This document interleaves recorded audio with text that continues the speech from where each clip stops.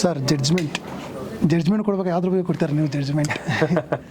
Judgment ಅಂದ್ರೆ ಇವಾಗ ಜನ ಕೊಡ್ತಾರೆ 24 ತಾರೀಕು ಮೇ 24ಕ್ಕೆ ನಮ್ಮ ಸಿನಿಮಾ ನೋಡಿ.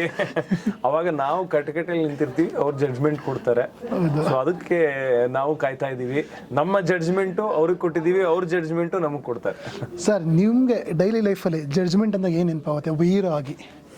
ಜಡ್ಜ್ಮೆಂಟ್ ಅಂದ್ರೆ ನಿಮಗೆ ಎಲ್ಲದಕ್ಕೂ ಜಡ್ಜ್ಮೆಂಟೇ. ಈಗ ನಾನು ಬೈಕ್ ಹತ್ತಿದ್ರೆ ಯಾವ ತರ ಟ್ರಾಫಿಕ್ ಅಲ್ಲಿ ಓಡಿಸ್ತೀನಿ, ಯಾವ ಜಡ್ಜ್ಮೆಂಟ್ ಇರಬೇಕು, ಅಥವಾ ಪ್ರೀತಿ ಮಾಡೋ ವಿಷಯದಲ್ಲಾಗ್ಲಿ ಏನ್ರಲ್ಲಾದ್ರೂ ಲೈಫಲ್ಲಿ ಜಡ್ಜ್ಮೆಂಟ್ ಬೇಕೇ ಬೇಕು.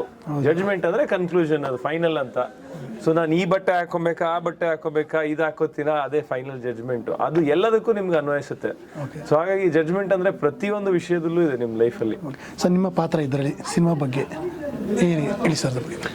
ನಾನು ಅದೇ ಈ ಸಿನಿಮಾದಲ್ಲಿ ನನ್ಗೆ ಜಾಸ್ತಿ ರಿವೀಲ್ ಮಾಡುವಂತ ಅವಕಾಶ ನನಗೆ ಡೈರೆಕ್ಟರ್ ಕೊಟ್ಟಿಲ್ಲ. ನನಗೆ ಹೇಳ್ಬೇಕು ಅಂತ ತುಂಬಾ ಸ್ಪೆಸಿಫಿಕ್ ಆಗಿ ಹೇಳಿದ್ದಾರೆ.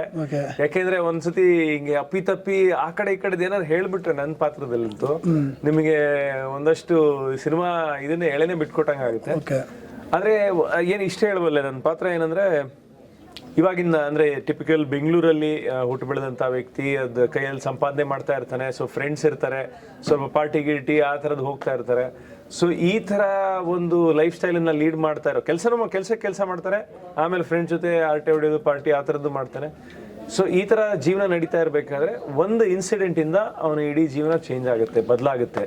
ಅದು ಏನು, ಅದನ್ನ ಯಾರು ಮಾಡಿದ್ದಾರೆ, ಯಾಕೆ ಮಾಡಿದ್ದಾರೆ, ರವಿ ಸರ್ ಹೇಗೆ ನನ್ನ ಜೊತೆಗಿರ್ತಾರ, ನನ್ನ ವಿರುದ್ಧವಾಗಿರ್ತಾರ, ಇದೆಲ್ಲ ನಿಮಗೆ ಜಡ್ಜ್ಮೆಂಟ್ ಸಿನಿಮಾ ನೋಡಿದ್ರೆ ಗೊತ್ತಾಗುತ್ತೆ. ಸರ್ ರವಿ ಸರ್ ಅಂದಾಗ ನನ್ನ ಮೊನ್ನೆ ಪ್ರೆಸ್ ಮಾಡಿ ನಾನು ಇಲ್ಲೇ ಇದ್ದೆ, ಹೇಳ್ತಾ ಇದ್ರು ಸೆಟ್ ಹೋಗೋಕ್ಕಿಂತ ಮುಂಚೆ ಭಯ ಇತ್ತು ಅವ್ರ ಜೊತೆ ಹೋಗಿ ಆಕ್ಟ್ ಮಾಡೋಕ್ಕೆ ಅಂತ. ಸೊ ನಿಮ್ಗೂ ಆ ಫೀಲಿಂಗ್ ಇತ್ತ ಹೋಗ್ಬೇಕಾರೆ? ಖಂಡಿತ. ಅಂದ್ರೆ ಈಗ ಅವ್ರ ಬಗ್ಗೆ ಅವರೇ ಹೇಳಿದ್ರೆ ಕೊನೆಗೆ, ನನ್ನ ಬಗ್ಗೆ ಯಾರ್ಯಾರೋ ಏನೇನೋ ಊಹಾಪೋಹಗಳೆಲ್ಲ ಇದೆ, ಆದ್ರೆ ನಾನು ಹೀಗೆ ಅಂತ. ಅದೇ ತರ ನನಗೂ ಅಷ್ಟೇ ಅವ್ರ ಬಗ್ಗೆ ಸುಮಾರು ಫಂಕ್ಷನ್ ಎಲ್ಲ ಮೀಟ್ ಮಾಡಿದ್ವಿ, ಬರೀ ಹಾಯ್ ಬಾಯ್ ಬಿಟ್ರೆ ಅವ್ರ ಜೊತೆ ವರ್ಕ್ ಮಾಡಿದ್ದು ಇದೇ ಫಸ್ಟ್ ಟೈಮ್. ಅವ್ರ ಜೊತೆ ಕೂತ್ಕೊಂಡು ಕಾಲ ಕಳೆದಿದ್ದು, ಅವ್ರ ಜೊತೆ ಸೀನಲ್ಲಿ ಎನಾಕ್ಟ್ ಮಾಡಿದ್ದು ಇದೆಲ್ಲ ಫಸ್ಟ್ ಟೈಮ್ ಅಲ್ವಾ. ಹಾಗಾಗಿ ಅವ್ರ ಬಗ್ಗೆ ಏನಂದ್ರೆ ತುಂಬಾ ಮುಂಗೋಪಿ, ಶಾರ್ಟ್ ಟೆಂಪರ್ಡು. ಅವರು ಅಂದ್ರೆ ಬೈದಾಕ್ಬಿಡ್ತಾರೆ ಸರಿಯಾಗಿ ಮಾಡಲಿಲ್ಲ ಅಂದ್ರೆ, ಸಖತ್ ಮೂಡಿಗುರು ಹಂಗೆ ಹಿಂಗೆ ಅಂತೆಲ್ಲ, ಅಂದ್ರೆ ಸೆಟ್ಟಿಂದ ಹೋಗ್ಬಿಡ್ತಾರೆ ಅವ್ರಿಗೆ ಇಷ್ಟ ಆಗಿಲ್ಲ ಅಂದ್ರೆ, ಈ ಥರದ್ದೆಲ್ಲ ಕೇಳಿದ್ದೆ. ಅಲ್ಲೋಗಿ ನೋಡಿದ್ರೆ ಅವರು ಒಂಥರ ಸಖತ್ತು ಬೇರೆಯವ್ರ ಕಾಲು ಎಳಿತಾರೆ, ತಮಾಷೆ ಅದೆಲ್ಲ ಓಕೆ, ಬಟ್ ಆನೆಸ್ಟಾಗಿ ಎಲ್ಲ ಹೇಳ್ತಾರೆ ಅವರು. ಅವ್ರಿಗೇನು ಫಿಲ್ಟ್ರೇ ಇಲ್ಲ. ಈ ಸೀನ್ ಚೆನ್ನಾಗಿದೆ, ಚೆನ್ನಾಗಿಲ್ಲ, ಚೆನ್ನಾಗಿ ಬರ್ದಿಲ್ಲ ಅಂತ ಹೇಳ್ಬಿಡ್ತಾರೆ. ಸೊ ಆ ಥರ ಸ್ಟ್ರೇಟ್ ಫಾರ್ವರ್ಡ್ ಅವರು. ಆಮೇಲೆ ಅವರು ಯಾರಿಗೂ ನಾನು ಬೈದಿದ್ದೇ ನೋಡಿಲ್ಲ, ಬಟ್ ಆನೆಸ್ಟಾಗಿ ಹೇಳೋರು, ಇದು ನೋಡ ಸರಿಯಾಗಿ ಬರ್ತಾ ಇಲ್ಲ ಅಂತ ಅಷ್ಟೇ. ಅವ್ರು ಯಾರಿಗೂ ಪ್ಲೀಸ್ ಮಾಡ್ತಾ ಇರಲಿಲ್ಲ, ಏನಿಲ್ಲ. ಆ ಥರ ಒಂದು ಸ್ಟ್ರೇಟ್ ಫಾರ್ವರ್ಡ್ ವ್ಯಕ್ತಿತ್ವ. ತುಂಬಾನೇ ಖುಷಿ ಆಯ್ತು ಅವ್ರ ಜೊತೆ. ಸರ್ ಇತ್ತೀಚೆಗೆ ನೀವು ನೋಡಿರ್ತೀರ ಸಾಕಷ್ಟು OTT ಬೇರೆ ಸಿನಿಮಾಗಳು, ಕೋರ್ಟ್ ಡ್ರಾಮಾಗಳು ತುಂಬ ಅಟ್ರಾಕ್ಷನ್, ತುಂಬ ಸಸ್ಪೆನ್ಸ್ ಆಗಿರ್ತದೆ. ಸೊ ನಿಮ್ಮ ಸಿನಿಮಾ ಬಂದಾಗ ಆ ಥರ ಇರುತ್ತಾ? ಆ ಥರ ಎಕ್ಸ್ಪೆಕ್ಟ್ ಮಾಡ್ಬೋದು ಜನ? ಖಂಡಿತ. ಅಂದರೆ ನಮ್ಮ ಇಡೀ ತಂಡ, ನಮ್ಮ ಡೈರೆಕ್ಷನ್ ತಂಡ ಅವರೆಲ್ಲರೂ ಸಾಕಷ್ಟು ರಿಸರ್ಚ್ ಮಾಡಿ ಈ ಕಥೆನ ಆರಿಸ್ಕೊಂಡಿದ್ದಾರೆ. ಯಾಕೆಂದರೆ ಇದರಲ್ಲಿ ಟೆಕ್ನಿಕಲ್ ತುಂಬ ಇಶ್ಯೂಸ್ ಎಲ್ಲ ಬರುತ್ತೆ. ಅಂದರೆ ನಿಮಗೆ ಅದು ಸಿನಿಮಾ ನೋಡಿದಾಗ ಗೊತ್ತಾಗುತ್ತೆ. ಈ ಕೋರ್ಟ್ ರೂಮ್ ಪ್ರೊಸೀಜರ್ಸ್ ಎಲ್ಲ ಇದೆಯಲ್ಲ, ಅದು ಯಾವಾಗಲೂ ಸ್ವಲ್ಪ ಕಾಂಪ್ಲಿಕೇಟೆಡ್. ಅದು ನೀವು ಯಾವ್ದಾದ್ರು ಕೋರ್ಟಲ್ಲಿ ಯಾವ್ದಾದ್ರು ಕೇಸ್ಗೆ ಹೋಗಿದ್ರೆ ನಿಮ್ಗೆ ಗೊತ್ತಾಗುತ್ತೆ, ಅದು ಮುಗಿಯೋದೇ ಇಲ್ಲ, ನೆವರ್ ಎಂಡಿಂಗು, ಆಮೇಲೆ ಕಾಂಪ್ಲಿಕೇಟೆಡ್ಡು. ಸೊ ಇದರಲ್ಲಿ ನಾವು ಎಷ್ಟು ಸಿಂಪಲ್ ಆಗಿ ಈ ವಿಷಯನ ಜನಕ್ಕೆ ಮುಟ್ಟಿಸ್ಬೋದು ಆ ಥರದ್ದು ಟ್ರೈ ಮಾಡಿದ್ವಿ. ಆಮೇಲೆ ಟೆಕ್ನಿಕಲಿ ಅವರೆಲ್ಲ ರಿಸರ್ಚ್ ಮಾಡಿ ಯಾವ್ಯಾವ ಥರದಲ್ಲಿ ಈ ಕೋರ್ಟ್ ಪ್ರೊಸೀಜರ್ಸ್ ಎಲ್ಲ ನಡೆಯುತ್ತೆ ಅದನ್ನು ಕರೆಕ್ಟಾಗಿ ಅರ್ಥ ಮಾಡಿಕೊಂಡು ಈ ಸಿನಿಮಾನ ಬರೆದಿದ್ದಾರೆ. ಸರ್ ನಿಮ್ಮ ಮತ್ತೆ ಧನ್ಯ ಅವ್ರ ಮೊದಲನೇ ಮೂವಿ, ಸೊ ಹೇಗಿತ್ತು ನಿಮ್ಮಿಬ್ಬರು ಕೆಮಿಸ್ಟ್ರಿ? ಹೇಗಿತ್ತು? ಧನ್ಯ ಅವರು ಅದೇ ನನಗೆ ಮುಂಚೆ ಪರಿಚಯ, ಬಟ್ ವರ್ಕ್ ಮಾಡಿರಲಿಲ್ಲ ನಾವು ಜೊತೆಗೆ. ಆಮೇಲೆ ಅಫ್ಕೋರ್ಸ್ ನನಗೆ ಶಿವಣ್ಣ, ಅಪ್ಪು ಅವ್ರು ಗೊತ್ತಿದ್ದು, ಆಮೇಲೆ ಅವ್ರ ಇಡೀ ಫ್ಯಾಮಿಲಿನೇ ನನಗೆ ಪರಿಚಯ. ಸೊ ಹಾಗಾಗಿ ಧನ್ಯ ಅವ್ರು ಸಿಕ್ಕಿದಾಗ ಮಾತಾಡೋದಕ್ಕೆ ವಿಷಯಗಳು ಸಾಕಷ್ಟು ಇತ್ತು. ಜೊತೆಗೆ ನನ್ನ ಸಿನಿಮಾಗಳೆಲ್ಲ ಕೂಡ ಧನ್ಯಗೆ ಸಾಕಷ್ಟು ಇಷ್ಟ ಆಗಿತ್ತು. ಹಾಗಾಗಿ ಧನ್ಯ ಮತ್ತೆ ಅವರಿಗೆ ಬಹುಶಃ ಫ್ಯಾಮಿಲಿಯಿಂದನೇ ಬಂದಿದೆ ಅನ್ಸುತ್ತೆ ಆ ಆ್ಯಕ್ಟಿಂಗು. ಯಾಕೆಂದರೆ ತುಂಬ ಚೆನ್ನಾಗಿ ಗ್ರಾಸ್ಪ್ ಮಾಡ್ತಾರೆ, ತುಂಬ ಚೆನ್ನಾಗಿ ಪರ್ಫಾರ್ಮ್ ಮಾಡ್ತಾರೆ. She is a very good dancer. So ಎಲ್ಲ ಕ್ವಾಲಿಟಿನೂ ಇದೆ ಒಂದು ಕನ್ನಡ ಇಂಡಸ್ಟ್ರಿಗೆ ದೊಡ್ಡ ಹೀರೋಯಿನ್ ಆಗಿ ಬೆಳೆಯೋ ಥರ. ಓಕೆ, ನೀವೇ ಹೇಳ್ಬಿಟ್ರೆ ಹಂಗೆ ಪಕ್ಕ ದೊಡ್ಡ ಹೀರೋಯಿನ್ ಬೆಳೀತಾರೆ ಹಾಗಾದ್ರೆ. ಸರ್ ನಿಮ್ಮ ಡೈರೆಕ್ಟರ್ ಬಗ್ಗೆ ಏನು ಹೇಳ್ತೀರಾ ಸರ್? ಅಂದರೆ ಅವರು ತುಂಬ ಸಿನಿಮಾಗಳು ಮಾಡಿಲ್ಲ, ಎಲ್ಲ ಅಪ್ರೂವ್ ಒಂದು ಸಿನಿಮಾ ಮಾಡಿ ಫ್ಯಾಷನ್ ಇಟ್ಕೊಂಡು ಮಾಡ್ತಾರೆ ಸಿನಿಮಾ. ಏನು ಹೇಳ್ತೀರಾ? ಅದೇ ನೀವು ಹೇಳಿದಾಗೆ ಅವರು ಪ್ಯಾಷನ್ಗೋಸ್ಕರ ಸಿನಿಮಾ ಮಾಡ್ತಾ ಇರೋದು, ಯಾರದೇ ಒತ್ತಡ ಇಲ್ಲ. ಅಂದರೆ ಅಯ್ಯೋ ಮಾಡಲೇಬೇಕು ಅನ್ನೋದಿಲ್ಲ. ಸೊ ಅವ್ರಿಗೆ ಯಾವಾಗ ಖುಷಿ ಆಗುತ್ತೆ, ಯಾವ ಸಬ್ಜೆಕ್ಟ್ ಅವರಿಗೆ ಇಷ್ಟ ಆಗುತ್ತೆ ಅದನ್ನ ಹಿಡ್ಕೊಂಡು ಸಿನಿಮಾನ ಮಾಡ್ತಾ ಇದ್ದಾರೆ. ಆಮೇಲೆ ಅವ್ರದ್ದು ಇಡೀ ತಂಡ ಕೂಡ ಹಾಗೆ ಇದೆ. ಅವರು G9 ಪ್ರೊಡಕ್ಷನ್ಸ್ ಆ್ಯಂಡ್ ಎಂಟರ್ಟೈನ್ಮೆಂಟ್ ಅವರು ಇಡೀ ತಂಡನೇ ಆಗಿದೆ. ಅವರೆಲ್ಲ ಇಷ್ಟ ಆದರೆ ಸಬ್ಜೆಕ್ಟು ಜೊತೆಗೆ ಬಂದು ಸೇರಿ ಈ ಸಿನಿಮಾನ ಮಾಡ್ತಾರೆ. ಅದೇ ಥರ ಈ ಸಿನಿಮಾನು ಕೂಡ ಅವ್ರು ಮಾಡಿದ್ದಾರೆ. ಜೊತೆಗೆ ಗುರುರಾಜ್ ಅವರು ಸಾಕಷ್ಟು ದೇಶ ಸುತ್ತಿದ್ದಾರೆ. ಅವರು ಅಮೆರಿಕಾದಲ್ಲಿ 20 ವರ್ಷ ಇದ್ರು, UK ಒಂದಷ್ಟು ವರ್ಷ ಇದ್ರು.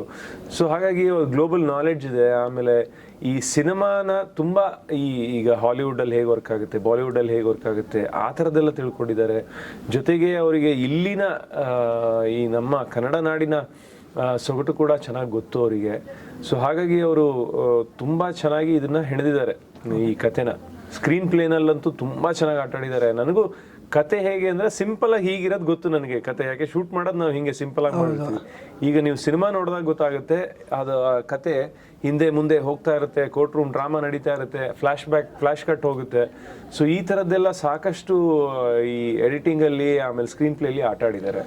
ಸೊ ಈ ಸಿನಿಮಾ ನಿಮ್ಗೆ ಹೇಗೆ ಬಂತು ಸರ್? ನಿಮಗೆ ಅಂದರೆ ಅವರು ಫಸ್ಟ್ ಬಹುಶಃ ಅಪ್ರೋಚ್ ಮಾಡಿದ್ದೆ ನನ್ನನ್ನು ಅನ್ಸುತ್ತೆ ಈ ಸಿನಿಮಾದಲ್ಲಿ. ಆವಾಗ ಬಂದಾಗ ನನ್ನ ಕತೆ ಹೇಳೋದಕ್ಕಿಂತ ಮುಂಚೆ ಅವ್ರು ಹೇಳಿದ್ರು ಈ ತರ ರವಿ ಸರ್ನ ಅಪ್ರೋಚ್ ಮಾಡಬೇಕು ಅಂತ ಇದೀವಿ ಈ ಪಾತ್ರಕ್ಕೆ, ಆಮೇಲೆ ನಿಮ್ಮ ತಂದೆಯಾಗಿ ರಂಗಾಯಣ ರಘು ಸರ್ ಇರ್ತಾರೆ, ಹೀಗೆ ಒಂದಷ್ಟು ಹೆಸರುಗಳನ್ನು ಹೇಳಿದ್ರು. ಬಟ್ ನನಗೆ ಯಾವಾಗ ಅವರು ರವಿ ಸರ್ ಅಂತೆಲ್ಲ ಹೇಳಿದ ತಕ್ಷಣ ಇಮಿಡಿಯೇಟ್ ಆಗಿ ಮಾಡ್ತೀನಿ ಅಂತ ಒಪ್ಕೊಂಡ್ಬಿಟ್ಟೆ. ಯಾಕೆಂದ್ರೆ ಕತೆ ಕೇಳಲಿಲ್ಲ ಆಗ. ಅವಾಗಿನ ಕತೆ ಇನ್ನು ಇನಿಷಿಯಲ್ ಬಂದಾಗ ಫಸ್ಟ್ ಹಾಯ್ ಹಲೋ ಅಂದಾಗ ಒಂದಷ್ಟು ಮಾತುಕತೆ ನಡೆಯುತ್ತಲ್ಲ, ಆ ಮಾತುಕತೆಯಲ್ಲಿ ನನಗೆ ಇದು ಹೇಳಿದ್ದವರು ಈ ತರ ಇರುತ್ತೆ ಅಂತ ಅನ್ಕೊಂಡಿದೀನಿ ಅದು ಇದು ಅಂತೆಲ್ಲ. ಸೊ ಅವಾಗ ರವಿ ಸರ್ ಇರ್ತಾರೆ ಅಂದ್ರೆ ನಾನು ಹೇಳಿದೆ ಇಮಿಡಿಯೇಟ್ ಆಗಿ ಮಾಡ್ತೀನಿ ಈ ಸಿನಿಮಾ ಅಂತ. ಆಮೇಲೆ ಕತೆ ಕೇಳಿದೆ ನಾನು, ನನ್ನ ಪಾತ್ರನೂ ಚೆನ್ನಾಗಿತ್ತು. ಆಮೇಲೆ ರವಿ ಸರ್ ಜೊತೆಗೆ ನಂದು ಸಾಕಷ್ಟು ಜುಗಲ್ಬಂದಿನೇ ಇದೆ, ಅದು ನಿಮ್ಗೆ ಸಿನಿಮಾದಲ್ಲಿ ಗೊತ್ತಾಗುತ್ತೆ. ಸೊ ಈ ತರ ಎಲ್ಲ ಒಂದು ಅವಕಾಶ ಯಾವ ಆಕ್ಟ್ರು ಬಿಡ್ತಾ ಇರಲಿಲ್ಲ. ಸೊ ಹಾಗಾಗಿ ನನಗೆ ಇದೊಂಥರ ವಿಶೇಷವಾದ ಸಿನಿಮಾ.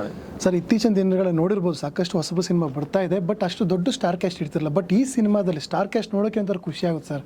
ಸೊ ನಿಮ್ಗೆ ಏನು ಅನಿಸ್ತಾ ಇದೆ? ನಿಜವಾಗ್ಲೂ ಗುರುರಾಜ್ ಅವರಿಗೆ ಇದು ಒಂಥರ ಅವರಿಗೆ ಕಂಗ್ರ್ಯಾಚುಲೇಷನ್ಸ್, ಅಂದ್ರೆ ಹ್ಯಾಂಡ್ಸ್ ಆಫ್ ಅನ್ಬೇಕು. ಯಾಕೆಂದ್ರೆ ಇಷ್ಟು ಜನನ್ನ ಒಂದೇ ಸಿನಿಮಾದಲ್ಲಿ ಸೇರ್ಸೋದು ಕಷ್ಟ. ಹೌದು, ಅದು 2-3 ಸ್ಕೆಡ್ಯೂಲ್ ಇದ್ದಾಗ ಈಗ ಎಲ್ಲ ಆಕ್ಟರ್ಸ್ಗಳು ಬ್ಯುಸಿ ಇರ್ತಾರೆ.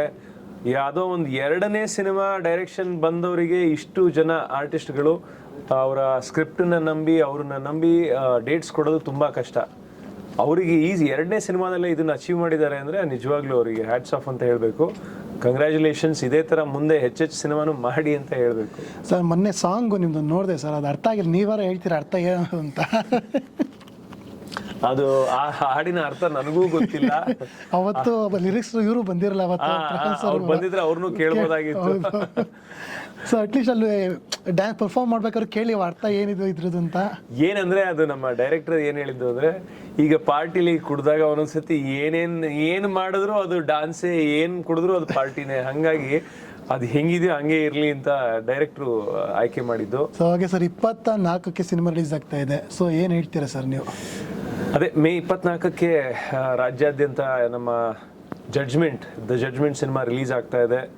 ದಯವಿಟ್ಟು ಹತ್ತಿರದ ಚಿತ್ರಮಂದಿರಕ್ಕೆ ಹೋಗಿ ನೋಡಿ. ಇದು ರವಿಚಂದ್ರನ್ ಅವರ ಸುಮಾರು ಕಾಲಗಳ ನಂತರ ಅವರ ಸಿನಿಮಾ ರಿಲೀಸ್ ಆಗ್ತಾ ಇದೆ. ಅವರ ಎಲ್ಲ ಅಭಿಮಾನಿಗಳು ಈ ಸಿನಿಮಾನ ಬಂದು ನೋಡಿ, ಇಷ್ಟ ಆದರೆ ಇನ್ನೊಂದು 4 ಜನಕ್ಕೆ ಹೇಳಿ, ಫ್ಯಾಮಿಲಿಗೆ ಹೇಳಿ, ಫ್ರೆಂಡ್ಸಿಗೆ ಹೇಳಿ, ಬಂದು ನಮ್ಮ ಸಿನಿಮಾನ ನೋಡಿ.